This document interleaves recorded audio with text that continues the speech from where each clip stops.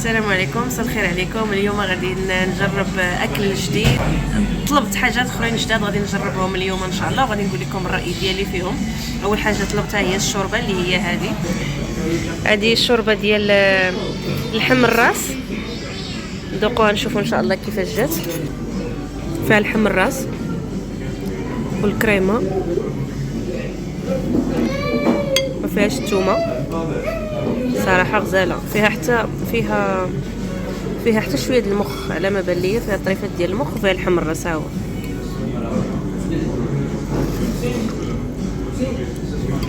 جات بنينه صراحه. وخديت شلاضه مغربيه فيها مطيشه والخيار والبصله والفلفله حلوه، وغناخذ مازال اللوبيا.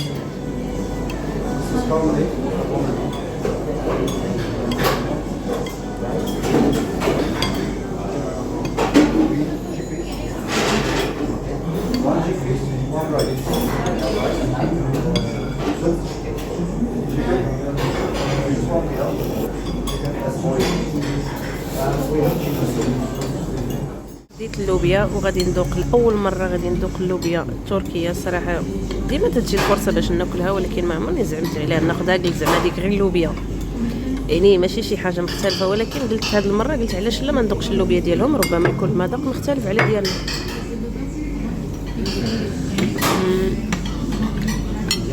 ما كاينش شي فرق صراحه، بحال المهم بنينه لاصوص خضراء، ولكن ما كاينش شي فرق زعما على اللوبيا ديالنا ديال المغرب، ولكن زوينه.